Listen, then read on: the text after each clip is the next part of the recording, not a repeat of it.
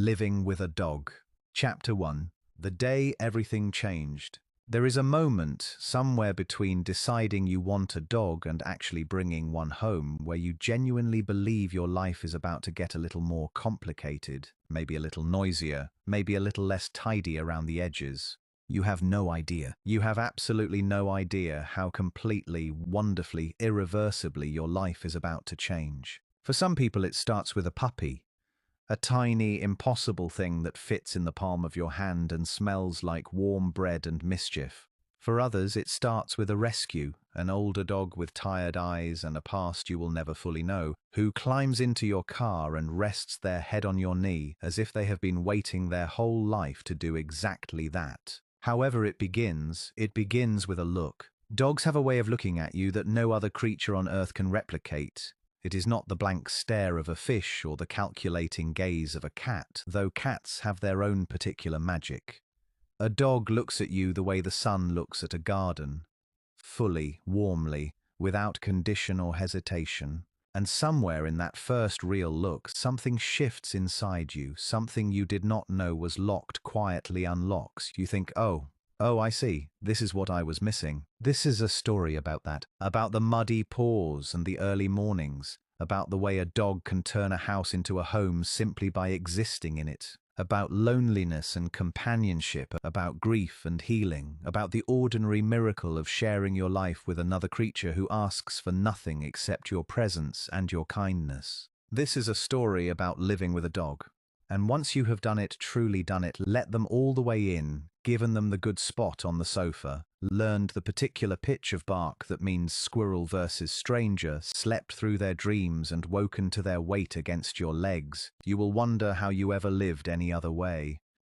Chapter 2. Morning people. Dogs make you a morning person whether you want to be one or not. Before a dog, your mornings had a loose, negotiable quality. The alarm was a suggestion. The snooze button was a conversation. You drifted toward consciousness slowly, like a boat coming in on the tide, and the day began at its own quiet pace. After a dog, mornings are a different matter entirely. At approximately 6:17 on a Tuesday, a nose finds your face.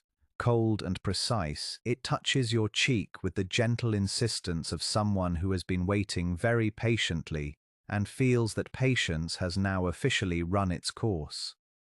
You keep your eyes closed, the nose retreats. You think perhaps you have won. Then comes the paw. The paw is placed on your chest with a kind of formal deliberateness, as if your dog is making a legal point. "Good morning," the paw says. "I have been awake since 5:43. The world outside is happening, there are smells happening, there are birds, and frankly, the situation with the birds requires your immediate attention. You open your eyes, and there it is. That face, that ridiculous, perfect, joyful face looking down at you with an expression of such pure and uncomplicated happiness that your irritation simply cannot survive it. It dissolves like frost in sunlight. You find yourself smiling before you have even fully decided to be awake. This is the first magic trick of the morning, and dogs perform it every single day without fail. You pull on whatever is nearest, joggers with a paint stain, the jumper that lives by the back door, shoes that slip on without laces because there is no time for laces, and the two of you step outside together into whatever the day has decided to be. On the good mornings, it is golden. The light comes sideways through the trees, and your dog moves through it like they were designed specifically for this moment, nose low to the ground, reading the night's news from the grass and the curb and the base of every lamppost with the focused attention of someone catching up on a very important newspaper. On the rainy mornings, it is something else, something quieter and grey and oddly lovely. Your breath making small clouds in the cold air, your dog apparently unbothered by the weather, tail going, ears pricked, delighted. You would never have seen these mornings without them. You would have been asleep through all of it. And later, with a cup of tea warming your hands and your dog stretched out on the kitchen floor in a patch of whatever light has made it through the window, you feel something settle in your chest, a kind of rightness. The day has begun properly. You have been outside. You have breathed real air. You have been loved loudly and without reservation by a creature who needed absolutely nothing from you except to walk beside you for 20 minutes. There are worse ways to start a morning. There are far worse ways. Chapter 3. The Language of Dogs. Dogs do not speak, and yet they talk constantly. Once you learn the language, and you do learn it, not by studying, but simply by paying attention, by living alongside someone long enough that their silences become as readable as their sounds, you realize they have been telling you things all along. There is the full body wag, which is different from the tail wag. The tail wag is polite. The full body wag is an event. It begins at the shoulders, travels through the spine, and exits somewhere near the rear, and it means you, specifically you, are the best thing that has happened today. It does not matter if you have only been in the kitchen. It does not matter if you have only been gone 7 minutes. When you come back to a celebration, and after a while you start to feel genuinely grateful that someone keeps score of your arrivals. There is the lean. When a dog leans against you, presses their whole warm weight into your leg, your hip, your side, they are not asking for anything. They are simply choosing to be next to you. They have done the maths of the room and you are where they want to be. That is all. That is everything. There is the sigh, the long settled sigh of a dog who has found their spot, usually your feet, the end of the sofa, the square of sun on the kitchen floor, and has decided the world is acceptable. This sigh is one of the most peaceful sounds in existence. It is the sound of contentment, real contentment, the kind that has no performance in it whatsoever. There is the ears, always the ears. Forward when something is interesting, tilted when you are speaking and they are translating, flat back when there is a thunderstorm and the world has briefly become untrustworthy, and there is that particular angle slightly to one side that they make when you say a word they recognize: walk, treat, ball. Where are the angle that says, I am listening very carefully and I believe this sentence is about to get relevant to me personally. There is the look before the leap onto the sofa, the glance that checks whether tonight is a sofa night or a sofa off the table night. You have never once told them in words, they just know. There is the circling before sleep, ancient and instinctive, turning the invisible grass 3 times before lying down. There is the dream running, legs paddling softly against the floor while their eyes move behind closed lids, chasing something in a country you will never visit. You watch them and wonder what landscape they are moving through, and you feel oddly tender about it. All of this is language. All of it is communication, and the longer you live with a dog, the less you need words yourself. You stop narrating and start just knowing. You know, by the way, they get up from their bed at 5:10 that it is nearly walk time. You know, by the way, they hover near the kitchen that you forgot to refill the water bowl. You know by the stillness, the particular held stillness, that something is outside the fence and they are deciding whether it warrants comment. You become bilingual without realizing it. You start to understand a whole new grammar of gesture and weight and breath, and they have always understood yours. They knew before you did. Chapter 4. What a dog does to a home. A house without a dog is a perfectly nice place to live. A house with a dog is something else. You notice it first in small things. The mat by the front door that was not there before, the one with the paw print on it that you bought partly for practical reasons and partly because it made you smile in the shop. The lead hanging on the hook by the door, looped there so casually you have stopped seeing it except as a shape that belongs. The water bowl that has left a slight ring on the kitchen floor despite the mat beneath it, a ring you have cleaned 3 times and given up on. The basket in the corner of the sitting room, that basket. You chose it carefully, you researched it, you read the reviews, and then your dog spent exactly 4 nights in it before discovering that the left-hand cushion of the sofa was substantially more comfortable, and now the basket is mostly decorative, and you have made peace with this. The blanket on the sofa, which started as their blanket and has gradually expanded its territory until the question of whose blanket it actually is, has become philosophical. The smell, and there is a smell, warm and animal and particular to your dog, that lives in the soft furnishings now that you have stopped noticing except sometimes when you come home after a night away and it hits you gently in the hallway and you think, oh yes, this is where I live. The toys, the hierarchy of toys, the ones that are beloved and the ones that are merely tolerated. The tennis ball that has been separated from its felt and is technically just a rubber sphere but remains the favorite. The rope that was purchased to be tugged and is mostly used as a pillow. The squeaky hedgehog who lives under the coffee table because that is apparently where squeaky hedgehogs belong. Hair, there is hair, on the sofa, in the car, occasionally in your coffee in a way that has stopped being alarming and become simply a feature of your existence. You own a lint roller now. You own several lint rollers. There is one by the front door, one in the car, and one that has migrated to the bathroom for reasons you cannot remember but now accept. But here is the thing about all of it, the mat and the bowl and the basket and the hair and the toys and the smell. Here is the actual thing. It is proof. It is physical, tangible, daily proof that you are not alone. That something living and warm and trusting has chosen this space with you. That when you come home the house is not empty, that there is another creature here who knows your routines and your moods and the exact time you usually wake up on a Saturday and the particular sound your car makes coming down the road. A house with a dog has a pulse. You feel it the moment you open the door. A beat, a warmth, a forward movement of life coming toward you. It is, for want of a better word, home. Chapter 5. Being alone, together. There is a particular kind of person who gets a dog when they live alone. You might be one of them. You might have been sitting in a quiet flat on a Sunday afternoon, the particular Sunday afternoon quiet that is different from all other quiets, listening to the sound of nobody coming home, and something in you said, enough. I want company, real, breathing, present company. Or perhaps it was not a decision at all. Perhaps the dog arrived, or the dog was found, or the dog was needed, and suddenly what had been a solitary life became a shared one, and you discovered that there is a version of being alone that does not feel lonely at all. Living alone with a dog is a specific and lovely thing. You eat your dinner with someone watching you eat your dinner. This sounds like surveillance, and in some ways it is, but mostly it is just company.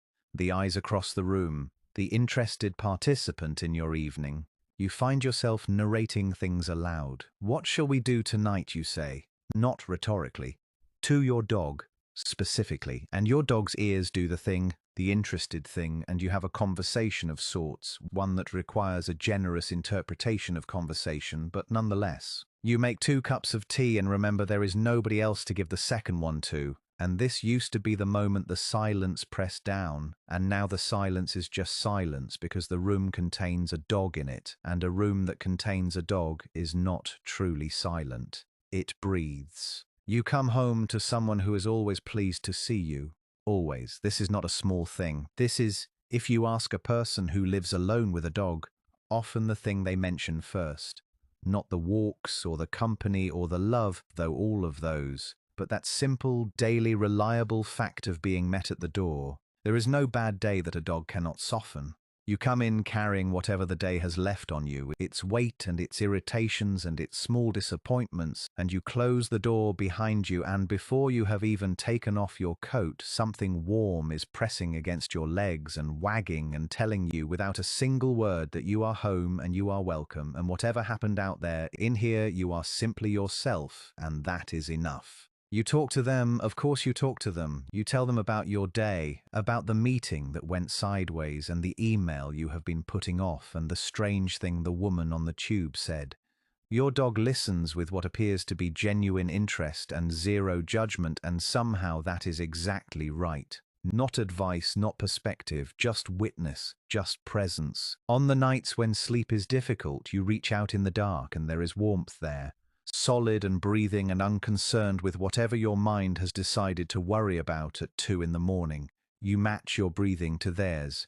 In and out, steady. You stop being lonely. Not because the dog has fixed anything or solved anything, not because the quiet is gone, but because you have learned, slowly and without fanfare, that there is a difference between being alone and being lonely. That solitude with a dog is just solitude. Just you and the world and this creature who has made your world measurably, undeniably better simply by being in it. You are not alone. You are together. Chapter 6. The education of a human. Dogs teach us things. Not the way a teacher teaches, with intention and curriculum and the knowledge that they are doing it. Dogs teach the way weather teaches, by simply being what they are and requiring you to respond accordingly. Here is what they teach. They teach you that the present moment is worth inhabiting. Your dog has no concept of tomorrow's meeting or last week's argument. They have this walk, this grass, this smell, this exact particular second in which the wind is doing something interesting.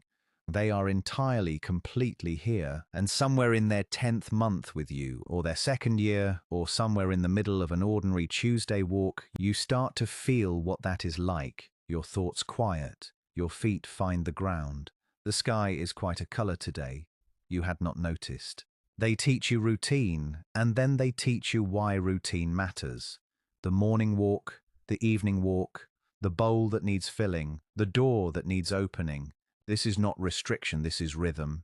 The days have shape because another creature needs them too, and you discover that you needed them too as well. They teach you patience. Puppies teach you enormous quantities of patience. Quantities you did not previously know you possessed. During the weeks when sleep is interrupted and your shoes are no longer safe and the concept of a chewed corner has become very familiar, but they are teaching you something you will use forever after. The slow breath, the steadiness, the refusal to make a crisis out of inconvenience. They teach you that love does not require explanation. You do not sit down and decide to love your dog. It simply happens. It arrives fully formed one day and you realize it has been there for a while, quiet and sure, the way the best things arrive. They teach you that grief is the price of love and that the price is worth it. Every dog person knows this. Every dog person makes this bargain knowingly and willingly because the years in between, the walks and the mornings and the evenings and the small daily holiness of it are so full of life that the loss, when it comes, is simply the measure of everything you were given. They teach you, finally, to be seen. A dog sees you, not your job or your history or your reputation or the version of yourself you perform for the world. They see the person who is there at 7 in the morning in old clothes, the person who burns the toast sometimes and laughs at nothing and cries at films and sits quietly by the window on rainy days watching the street. They see all of it and they stay anyway. They choose you anyway, every single day. That is a kind of love that changes you. If you are open to it, it will change you for the better. Chapter 7. The ordinary holy. There are the big moments, the first walk, the first night, the first time they sleep through without waking you, the first time you realize they know their name, properly know it, and turn to you with something like recognition. Something like, yes, that is me, and I am yours and you are mine.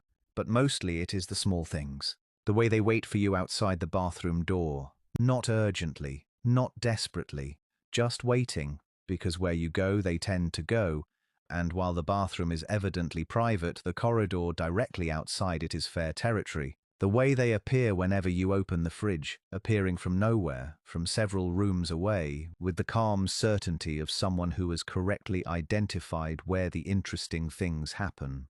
The spot they choose on the walk, always the same spot, to stop and take the most comprehensive possible inventory of a particular fence post, while you stand and wait and look at the sky and feel the morning air on your face. The weight of them across your feet while you work, the warm heaviness of it, the anchor of it. You will regret this when you need to get up. You will regret it every time. You will never move them.